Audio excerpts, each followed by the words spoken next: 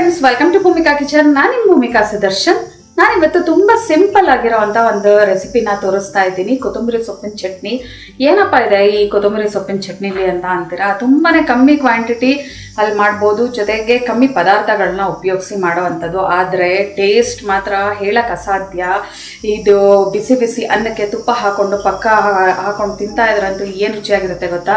ಬರೀ ಅನ್ನ ಮಾತ್ರ ಅಲ್ಲ, ಬೇರೆ ಎಲ್ಲ ಥರ ಪರೋಟಗಳು, ಚಪಾತಿ ಅಥವಾ ಮೊಸರನ್ನ ಎಲ್ಲದಕ್ಕೂ ಒಳ್ಳೆ ಕಾಂಬಿನೇಷನ್ನು. ಒಂದ್ಸಲ ನೀವು ಈ ಚಟ್ನಿನ ಮಾಡಿ ಇಟ್ಕೊಂಡ್ರೆ, ಕೊತ್ತಂಬರಿ ಸೊಪ್ಪಿನ ಚಟ್ನಿನ ಒಂದು 20 ದಿನದವರೆಗೂ ಫ್ರಿಜ್ಜಲ್ಲಿ ಸ್ಟೋರ್ ಮಾಡಿ ಇಟ್ಕೋಬೋದು. ಇದನ್ನು ಮಾಡೋದು ಹೇಗೆ ಅಂತ ನೋಡೋಣ ಬನ್ನಿ. ಸ್ಟವ್ ಆನ್ ಮಾಡ್ಕೊಳ್ಳು. ಒಂದು ಬಾಣಲಿ ಒಳಗಡೆ 1 ಟೇಬಲ್ ಸ್ಪೂನ್ ಎಣ್ಣೆ ಹಾಕಿದ್ದೀನಿ. ಎಣ್ಣೆ ಒಂಚೂರು ಬಿಸಿ ಆಗ್ತಿದೆ. ಹಾಗೆ 10 ಹಸಿಮೆಣಸಿನ್ಕಾಯಿ. ಇದು ಖಾರ ಕಮ್ಮಿ ಇರೋದ್ರಿಂದ 10 ಹಾಕೊಂಡಿದ್ದೀನಿ. ಇಲ್ಲಾಂದರೆ ನೋಡ್ಬಿಟ್ಟು ನಿಮ್ಗೆ ಎಷ್ಟು ಬೇಕು ಹಾಕೊಳ್ಳಿ. ಈ ಹಸಿಮೆಣಸಿನ್ಕಾಯಿ ಜಾಗದಲ್ಲಿ ನೀವು ಒಣಗಿದ ಮೆಣಸಿನ್ಕಾಯಿ ಬೇಕಾದರೂ ಹಾಕೋಬೋದು. ಮೇನ್ ಇಂಗ್ರೀಡಿಯೆಂಟ್ ಕೊತ್ತಂಬರಿ ಸೊಪ್ಪು. 1 ಹಿಡಿ ಅಂದರೆ ದೊಡ್ಡ ಹಿಡಿಯಷ್ಟು 1 ಹಿಡಿಯಷ್ಟು ಕೊತ್ತಂಬರಿ ಸೊಪ್ಪನ್ನ ದಪ್ಪ ಕಟ್ ಮಾಡ್ಕೊಂಡು ಹಾಕೊಂಡಿದ್ದೀನಿ.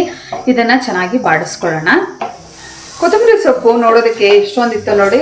ಒಂದ್ಸಲ ಫ್ರೈ ಮಾಡ್ಕೊಳ್ತಿದ್ದೆ, ಹಾಗೆ ಎಷ್ಟು ಕಮ್ಮಿ ಆಗೋಗಿದೆ. ಇದು ತಣ್ಣಗಾದ ನಂತರ ಮಿಕ್ಸರ್ ಜಾರ್ ಒಳಗಡೆ ಹಾಕೊಳ್ತೀನಿ. ಫ್ರೈ ಮಾಡ್ಕೊಂಡಿರೋ ಅಂಥ ಐಟಮ್ನ ಮಿಕ್ಸರ್ ಜಾರ್ ಒಳಗಡೆ ಹಾಕೊಂಡಿದ್ದೀನಿ. ತಣ್ಣಗಾದ ನಂತರ ಇವಾಗ ರುಚಿಗೆ ತಕ್ಕಷ್ಟು ಉಪ್ಪು. ನೋಡೋದಕ್ಕೆ ಇದು ತುಂಬ ಕಮ್ಮಿ ಕ್ವಾಂಟಿಟಿಯಲ್ಲಿ ಮಾಡ್ತಿದ್ದೀವಿ ಅಂತ ಅನಿಸುತ್ತೆ, ಆದರೆ ಟೇಸ್ಟ್ ಮಾತ್ರ ಎಕ್ಸಲೆಂಟ್ ಆಗಿರುತ್ತೆ. ಇದಕ್ಕೆ 1 ಟೇಬಲ್ ಸ್ಪೂನಷ್ಟು ಗಟ್ಟಿ ಹುಣಸೆ ಹಣ್ಣಿನ ಪೇಸ್ಟ್ ಹಾಕೊಳ್ತಾ ಇದ್ದೀನಿ. ಇಲ್ಲಾಂದರೆ ನೀವು ದಪ್ಪ ಗೋಲಿ ಗಾತ್ರದ ಹುಣಸೆ ಹಣ್ಣು ಬೇಕಾದರೂ ಇದಕ್ಕೆ ನೆನೆಸ್ಬಿಟ್ಟು ಹಾಕೋಬೋದು. 1/4 ಕಪ್ಪಷ್ಟು ನೀರು ಹಾಕ್ಕೊಂಡು ನುಣ್ಣದಾಗಿ ರುಬ್ಕೊಳ್ತೀನಿ. ಆದಷ್ಟು ನುಣ್ಣದಾಗಿ ರುಬ್ಕೊಂಡಿದ್ದೀನಿ. ಇವಾಗ ಇದಕ್ಕೆ ಒಗ್ಗರಣೆ ಹಾಕೊಳ್ಳೋಣ. ಸ್ಟವ್ ಆನ್ ಮಾಡಿಕೊಂಡು ಅದೇ ಬಾಣಲಿ ಒಳಗಡೆ 2 ಟೇಬಲ್ ಸ್ಪೂನ್ ಎಣ್ಣೆ ಹಾಕೊಂಡಿದ್ದೀನಿ. ಎಣ್ಣೆ ಒಂಚೂರು ಚೆನ್ನಾಗಿ ಬಿಸಿ ಆಗ್ತಿದೆ. ಹಾಗೆ 1 ಟೀ ಸ್ಪೂನ್ ಸಾಸಿವೆ, ಜೊತೆಯಲ್ಲಿ ಒಂದು ಸ್ವಲ್ಪ ಇಂಗು ಹಾಕ್ಕೊಂಡು ಒಗ್ಗರಣೆ ಮಾಡಿಕೊಂಡು ಇದರೊಳಗಡೆ ಆ ಚಟ್ನಿನ ಹಾಕ್ಕೊಂಡು ಚೆನ್ನಾಗಿ ಕುದಿಸ್ಕೊಡ್ತೀನಿ. ಸಾಸಿವೆ ಚೆನ್ನಾಗಿ ಸಿಡಿಯೋದಕ್ಕೆ ಶುರು ಆಗಲಿ. ಸಾಸಿವೆ ಚೆನ್ನಾಗಿ ಚಟಪಟ ಅನ್ನೋಕ್ಕೆ ಶುರು ಆಗಿದೆ ಲೈಟಾಗಿ. ಇವಾಗ ರುಬ್ಬಿರುವಂಥ ಮಿಶ್ರಣನ ಇದಕ್ಕೆ ಹಾಕೊಳ್ತಾ ಇದ್ದೀನಿ. ನಿಧಾನವಾಗಿ ಹಾಕೋಬೇಕು, ಸಿಡಿಯುತ್ತೆ ಎಣ್ಣೆ ತುಂಬ ಕಾದಿರೋದ್ರಿಂದ. ಈ ಥರ ಎಲ್ಲ ಚೆನ್ನಾಗಿ ಮಿಕ್ಸ್ ಮಾಡಿಕೊಂಡು ಈ ಎಣ್ಣೆ ಬಿಡೋವರೆಗೂ ಒಂಚೂರು ಚೆನ್ನಾಗಿ ಇದನ್ನು ಕುದಿಸ್ಕೊಳ್ಳೋಣ. ಚಟ್ನಿನ 3 ರಿಂದ 4 ನಿಮಿಷ ಮೀಡಿಯಮ್ ಟು ಲೋ ಫ್ಲೇಮಲ್ಲಿ ಇದನ್ನು ಚೆನ್ನಾಗಿ ಕುದಿಸ್ಕೊಂಡೆ. ಮಧ್ಯೆ ಒಂದ್ಸಲ ಮಿಕ್ಸ್ ಮಾಡ್ಕೊಳ್ತಾ ಇದ್ದೆ.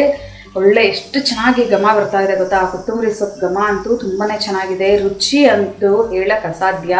ಉಪ್ಪು, ಹುಳಿ, ಖಾರ ಅಷ್ಟೇ ಇರೋದ್ರಿಂದ ನಾಲ್ಗೆಗೆ ಹಾಕ್ತಿದ್ದ ಹಾಗೆ ಆ ಕೊತ್ತಂಬರಿ ಸೊಪ್ಪುದು ಟೇಸ್ಟ್ ಹಾಗೆ ಫೀಲ್ ಆಗುತ್ತೆ. ಜೊತೆಗೆ ಆ ಉಪ್ಪು, ಹುಳಿ, ಖಾರದಿಂದ ಬಾಯಲ್ಲಿ ನೀರು ಬರ್ತಾ ಇರುತ್ತೆ. ಎಣ್ಣೆ ಬಿಟ್ಟಿದೆ ಅಂತ ಸುದರ್ಶನ್ ಹೇಳ್ತಾ ಇರ್ತಾರೆ. ಇವಾಗ ಒಂದ್ಸಲ ಚೆನ್ನಾಗಿ ಇದನ್ನು ಮಿಕ್ಸ್ ಮಾಡಿಕೊಂಡು ಸ್ಟವ್ ಆಫ್ ಮಾಡ್ತಾ ಇದ್ದೀನಿ. ಇದು ಸರ್ವ್ ಮಾಡ್ಕೊಳ್ಳೋಣ ಈ ಚಟ್ನಿನ. ನೋಡಿದ್ರಲ್ಲ ಎಷ್ಟು ಸಿಂಪಲ್ ಆಗಿ ಕೊತ್ತಂಬರಿ ಸೊಪ್ಪಿನ ಚಟ್ನಿ ಮಾಡ್ಬೋದು ಅಂತ ಅಂದ್ಬಿಟ್ಟು. ತುಂಬ ಕಮ್ಮಿ ಪದಾರ್ಥಗಳನ್ನ ಉಪಯೋಗಿಸ್ಕೊಂಡು ಅತಿ ಬೇಗ ಆಗುವಂಥ ಈ ಸಿಂಪಲ್ ಚಟ್ನಿನ ನಿಮ್ಮ ಮನೇಲಿ ಒಂದ್ಸಲ ಟ್ರೈ ಮಾಡಿ. ಎಲ್ಲ ವೆರೈಟಿ ಪರೋಟಗಳ ಜೊತೆ ತುಂಬ ರುಚಿಯಾಗಿರುತ್ತೆ. ಚಪಾತಿ, ದೋಸೆ ಅಥವಾ ನೀವು ಬ್ರೆಡ್ಗೆ, ಸ್ಯಾಂಡ್ವಿಚ್ಗೆ ಇದನ್ನ ಚಟ್ನಿ ಥರ ಬೇಕಾದರೂ ನೀವು ಯೂಸ್ ಮಾಡ್ಬೋದು. ಅಷ್ಟು ರುಚಿಯಾಗಿರುತ್ತೆ. ಅನ್ನಕ್ಕೆ ತುಪ್ಪ ಹಾಕ್ಕೊಂಡು ಈ ಚಟ್ನಿ ಸ್ವಲ್ಪ ಹಾಕ್ಕೊಂಡು ತಿಂತಾ ಇದ್ರಂತೂ ಏನು ರುಚಿಯಾಗಿರುತ್ತೆ ಗೊತ್ತಾ? ಆಹಾ ಅನ್ನಂಗಿರುತ್ತೆ. ಮತ್ತೆ ತಡ ನಿಮ್ಮ ಮನೆಯಲ್ಲೂ ಈ ಸಿಂಪಲ್ ಆಗಿರೋವಂಥ ಕೊತ್ತಂಬರಿ ಸೊಪ್ಪಿನ ಚಟ್ನಿ ಮಾಡಿ ಹೇಗಿದೆ ಅಂತ ಕಮೆಂಟ್ ಬಾಕ್ಸಲ್ಲಿ ತಿಳಿಸಿ. ಇವತ್ತಿನ ಈ ರೆಸಿಪಿ ನಿಮ್ಗೆ ಇಷ್ಟ ಆದರೆ ಲೈಕ್ ಮಾಡಿ, ಶೇರ್ ಮಾಡಿ. ಯಾರೆಲ್ಲ ಇನ್ನೂ ಭೂಮಿಕಾ ಕಿಚನ್ಗೆ ಸಬ್ಸ್ಕ್ರೈಬ್ ಆಗಿಲ್ಲ ಆದಷ್ಟು ಬೇಗ ಸಬ್ಸ್ಕ್ರೈಬ್ ಆಗಿ. Thanks for watching.